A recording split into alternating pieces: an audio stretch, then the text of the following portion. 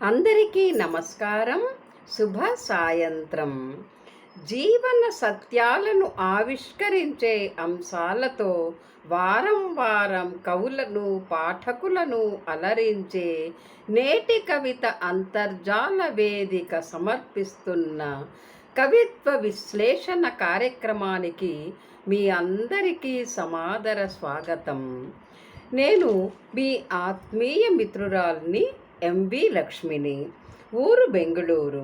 గత వారం సమూహంలో ఇవ్వబడిన మనసులు మలినం కానంత వరకు అనే అంశానికి వచ్చిన అనేక కవితల్లోంచి సమూహ గౌరవ సలహాదారులు, సుప్రసిద్ధ కవి, రచయిత, విమర్శకులు, సాహితీవేత్త అయిన గురువర్యులు శ్రీ దాస్యం సేనాధిపతి గారు అత్యుత్తమ కవితలుగా ఎంపిక చేసిన కవితల విశ్లేషణ చెయ్యబోతున్నాను. వర్తమాన సమాజంలో వస్తువులన్నీ కలుషితమవుతున్నట్లే మనుషుల మనసులు కూడా మలినమవుతున్నాయి. దానివల్ల ఎందరి జీవితాలు బలి అవుతున్నాయి. ఈ విషయంలో మన కవిమిత్రుల అభిప్రాయాలను తమ కవితల రూపంలో ఎలా వ్యక్తం చేశారో చూద్దాం. వెగ్గలం ఉషశ్రీ గారు, దూరం దగ్గర మనిషికే మనసు ఎప్పుడు వీడ్కోలు చెప్పిందని అంటూ స్వచ్ఛమైన మనసుల మైత్రి బృందావనం గురించి ఎంతో బాగా వర్ణన చేశారు. మమతానురాగాలు నిండిన హృదయంలో కోపతాపాలు, అలకలు ఎక్కువసేపు నిలవవు. గుండె స్నేహసింధు అయితే గొడవల అలజడులన్నీ తక్షణమే సమసిపోతాయంటారు ఆమె. మనసులు మలినం కానంత వరకు మనం స్నేహం కొమ్మలపైని చిలుకమ్మలమే అన్న ముగింపు వాక్యం ఎంతో ఔచితీవంతమై ఒప్పింది కవితలో. ఏడల్లి రాములు గారు, మనసులు మలినం కాకుంటే ప్రేమలన్నీ మర్రి ఊడలై విస్తరించే బంధాలే అంటారు.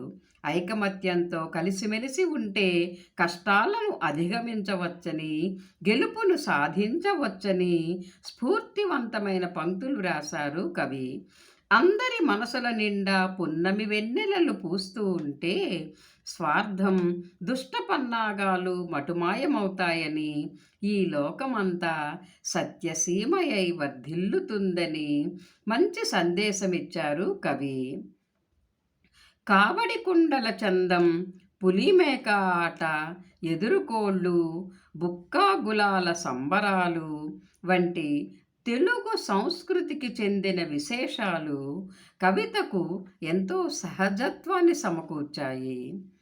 ముంతాజ్ బేగం గారు ఆద్యంతము సకారాత్మక వైఖరితో, ఆశావహ దృక్పథంతో కవితను నడిపిస్తూ స్వచ్ఛమైన మనసులున్న చోట ఎంత ఆనందం ఉంటుందో బాగా వర్ణించారు.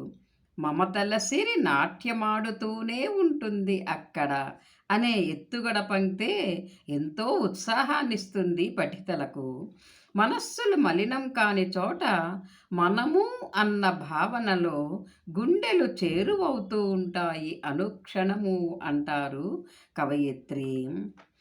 కల్మషపు విత్తనాలు మొలకెత్తని చోట ఎటు చూసినా ఆత్మీయత వైభోగమే, నిత్య వసంతమే అని కవయిత్రి అన్న మాటల్లో ఎంతో సత్యం దాగి ఉంది. కొమరవెల్లి అంజయ్య గారు, అడవి అమ్మలగన్న అమ్మలా ఉన్నప్పుడు నీడలు కాపాడేవి భూమిని అంటూ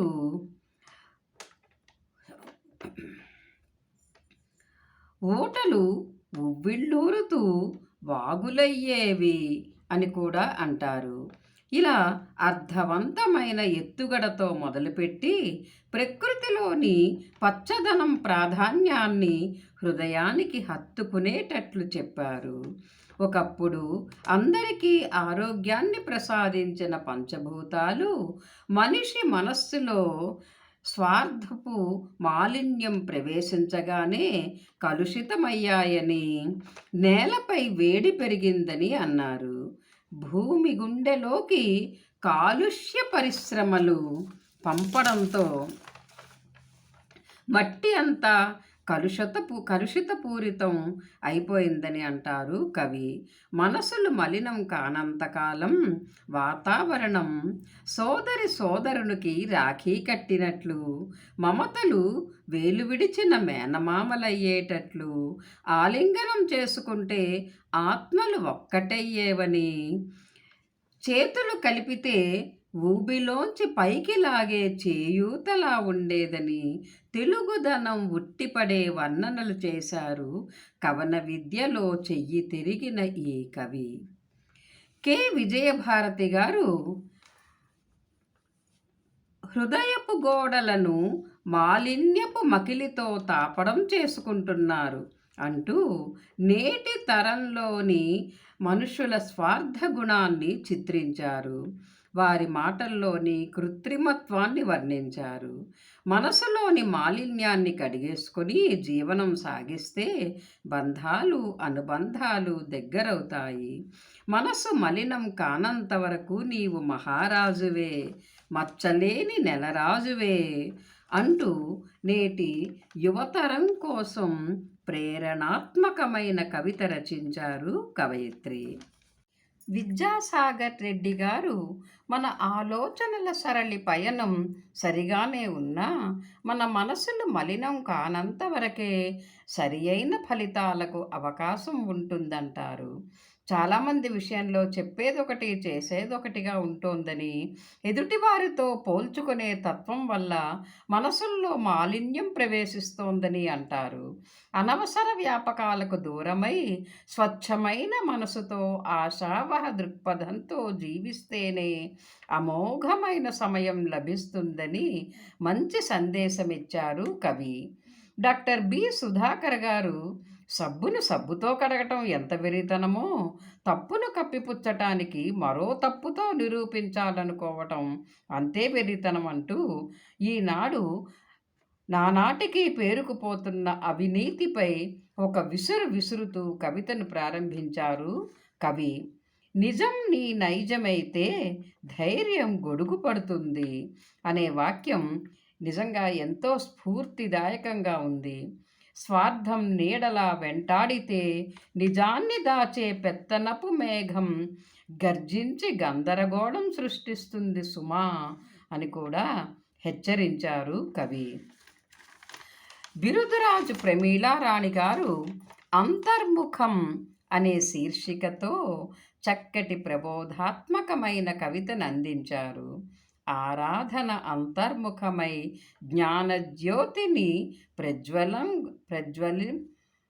ప్రజ్వలన కావించు అనే ఎత్తుగడ పంక్తులు అంతరాత్మకు మేల్కొల్పు పలుకులుగా ఉన్నాయి.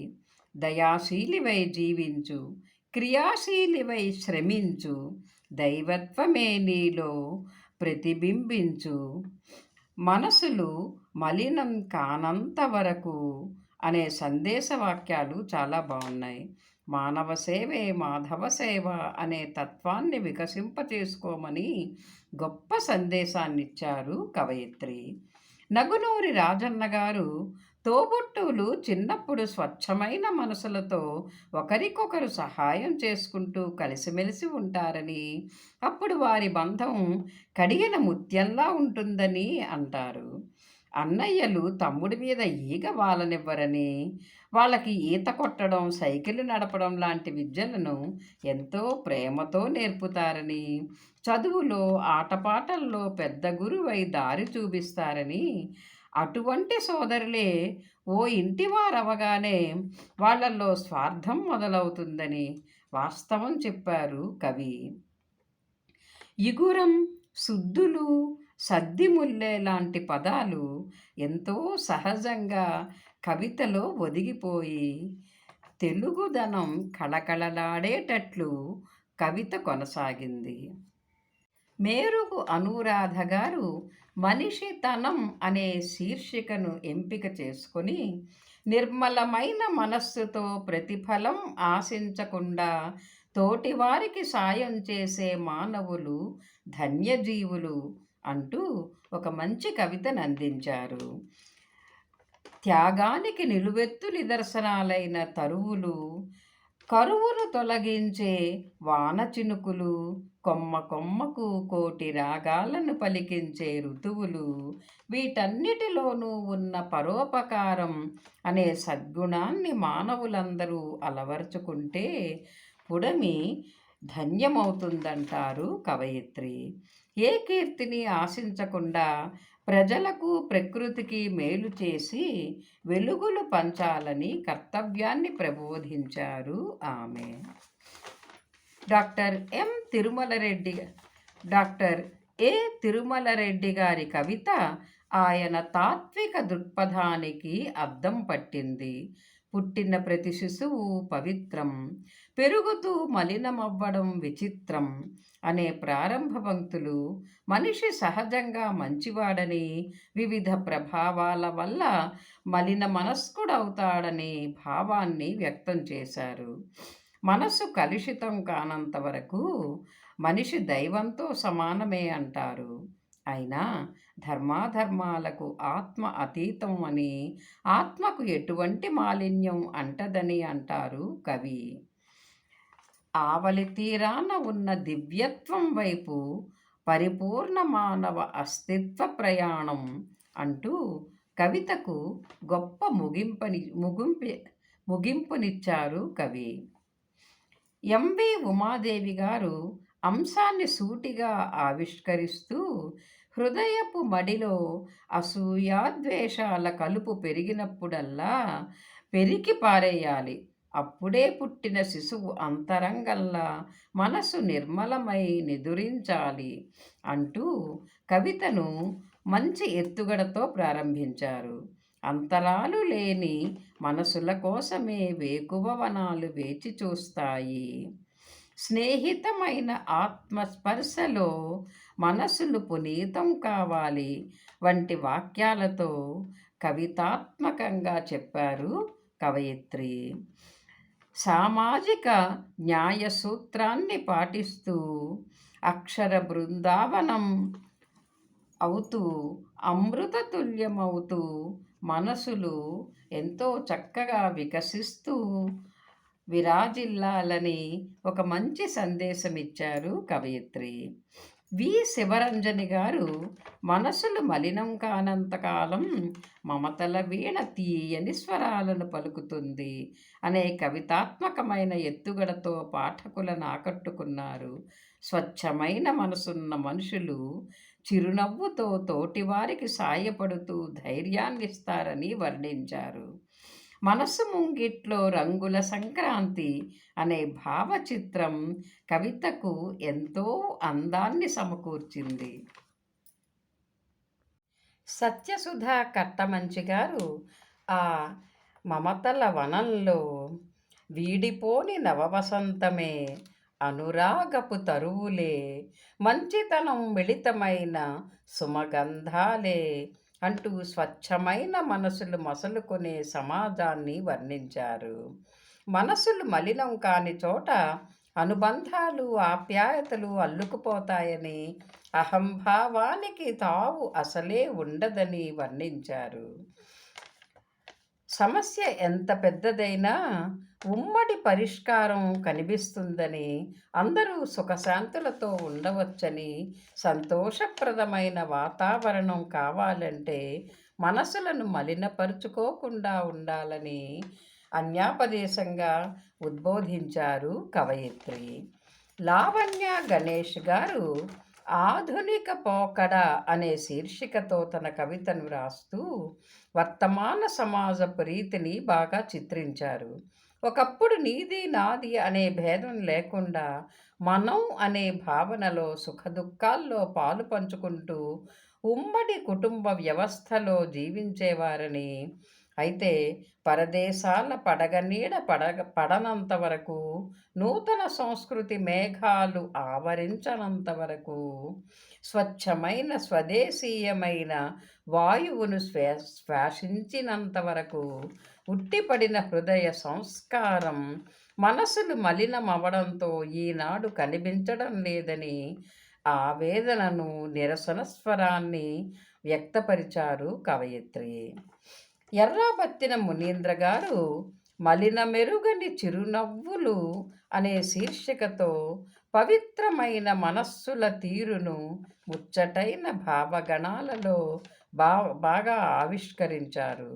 ఒకే గూటి పక్షులుగా కలిసిమెలిసి ఉండేవారు ఏ వైపరీత్యాలకు చెల్లాచెదరవరని, స్వచ్ఛమైన మనసులపై కల్లబొల్లి మాటలు పనిచేయవని, ధర్మబద్ధమైన కుటుంబ జీవనం గడిపేవారిని ఏ ప్రలోభాలు లొంగదీసుకోలేవని, అపనిందలు ఏమీ చెయ్యలేవని అర్థవంతమైన పదాలలో వర్ణించారు కవి.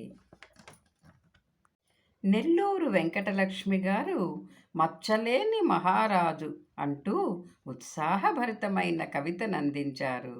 మనసులు మలినం కానంత వరకు మానవ సంబంధాలు సుభిక్షమేనని, పంచభూతమయమైన ప్రకృతి శోభాయమానంగా ఉంటుందని, ఋతువులు గతి తప్పవని, జీవనయానం గాడి తప్పదని ఇలా వివిధ రీతుల్లో వర్ణించారు కవయిత్రి. స్వార్థం లేకపోతే పారదర్శకతకు మారుపేర్లుగా పల్లెటూళ్ళు అలరారతాయని, ప్రపంచపటం చూడముచ్చటగా రూపొందుతుందని అంటారు. మనో మైదానం మకిలి పట్టనంత వరకు ఎవరైనా మచ్చలేని మహారాజే అంటూ స్ఫూర్తినందించారు కవయిత్రి. డాక్టర్ ఎస్ రాధారాణి గారు తన కవితను సానుకూల దృక్పథంతో పరిష్కార దిశలో నూతన కోణంలో నడిపించారు. మాలిన్యం అంటనంత వరకు అందరి మనస్సులు స్వచ్ఛమైనవే అంటారు. అందుకే ఎప్పుడైనా ఏకాంతం ఏర్పరచుకొని మనస్సు నుండి అనవసరమైనవి తొలగించుకొని ప్రక్షాళన చేసుకోవాలని ఉద్బోధించారు. ఎవ్వరో ఏదో అపకారం చేశారని కలవరపడిపోకుండా మనలో సహజంగా ఉండే జ్ఞాన కణాలను ఉపయోగించుకోవాలంటారు. నిన్నటి అనురాగ బంధాలను పెరగనివ్వాలి కదా అంటారు సౌమ్యంగా. అసలు మనసుకి మలినమే అంటనీయకుండా స్ఫటికంలా ఉంచుకోవాలని, జాగ్రత్తగా శ్వాసిస్తూ సాగిపోవడమే అదే మహోన్నత జీవన పరమార్థం అంటూ ఉద్బోధించారు కవయిత్రి. తుంబురు జగన్మోహన్ గారు అందరూ మంచి మనుషులే అనే శీర్షికతో సకారాత్మక ధోరణిలో మంచి కవితను అందించారు. ఏ బంధమైనా నమ్మకమనే పునాదిపైనే ఏర్పడుతుందంటారు. మనసులు మలినం కానంత వరకు అందరూ మంచివాళ్లే, అనుబంధాల మరుమల్లెల సౌరభాలు వెదజల్లుతూనే ఉంటాయి. గృహసీమలన్నీ మమతల కోవెలలై తరిస్తాయని అంటారు. పాఠకుల్లో ఎంతో ఉల్లాసాన్ని నింపారు. వేముల వరలక్ష్మి గారు స్వార్థంతో